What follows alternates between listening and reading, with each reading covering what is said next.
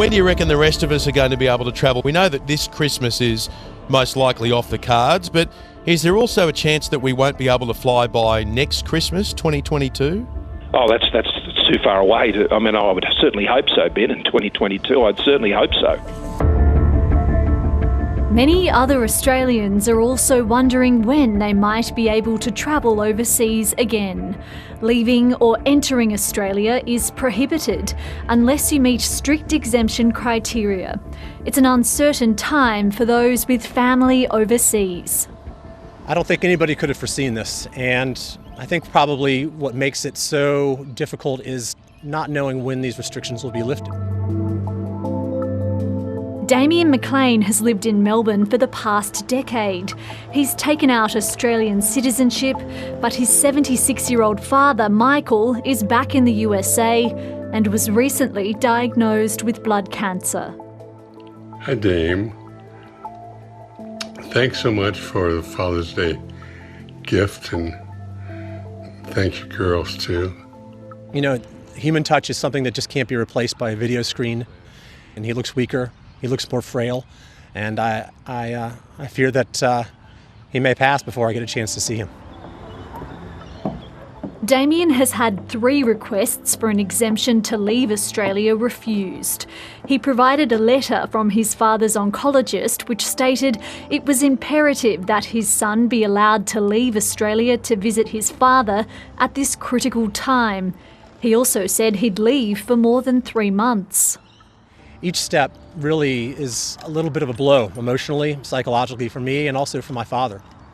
When I was 9 years old, my mother passed away in a hospital, and I never got a chance to say goodbye to her. And I'm now faced with the same prospect potentially with my father. I understand the concerns that we have about keeping the environment here safe, but I think that also needs to be weighed against the very real prospect of doing some emotional harm. Border Force told 7:30 it considers every case on its merits, but doesn't comment on individual cases.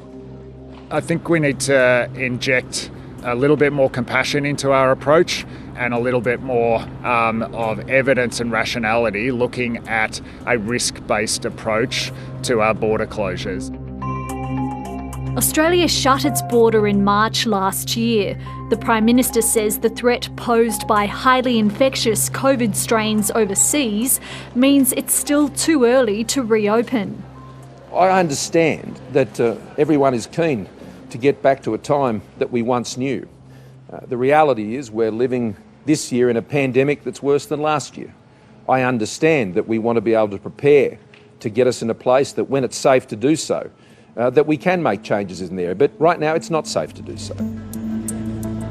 As more people are vaccinated, some human rights advocates want to rethink on the blanket ban approach. We've seen an approach that was punitive in some cases where the government's threatening people with jails and fines, and so we need a more reasonable approach. The government has capped the number of people allowed to arrive in Australia so the hotel quarantine system isn't overwhelmed. We do home quarantine all the time for community outbreaks. When you've got people who are desperate to return back to Australia, I imagine their compliance would be incredibly high. Infectious diseases expert Greg Dorr says home quarantine should be on the cards for people who are vaccinated and trying to enter the country, and to allow families to reunite. You'd have to be able to ensure that there's testing during the quarantine period, and you'd also have to be able to verify the vaccination status and have to agree upon what particular vaccines. A sensible phased approach to sort of connecting with the outside world in a way that we will have to over the coming sort of months. Okay, let's go speak to Grandma and Uncle Simon. Gemma Boucher lives in Brisbane with her Australian husband and 2 kids. Like many others who grew up in Britain, she's desperate to see her family again. I've got 2 more wobbly teeth. That makes 8. You haven't. Yeah? What? In here and here. Oh my goodness, you're not going to have any teeth left. My mum is just my best friend in the whole world. We've always been very close. So the fact that we haven't been able to see her for now a year and a half with no end in sight is just completely devastating.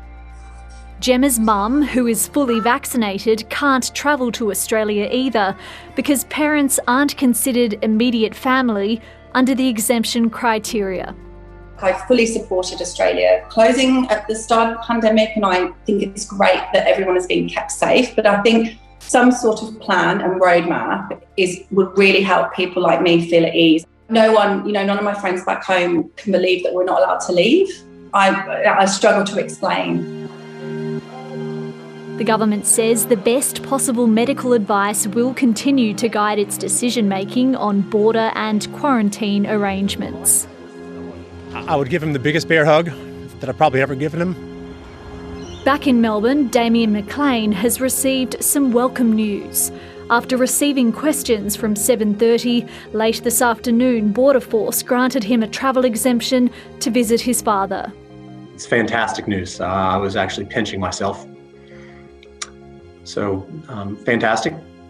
At the same time, it was a little bittersweet because I'm aware that there are many, many other people in the same straits that I am, wishing to visit loved ones overseas who may be near the end of their life. And I would just hope that that the government would extend similar compassion to them.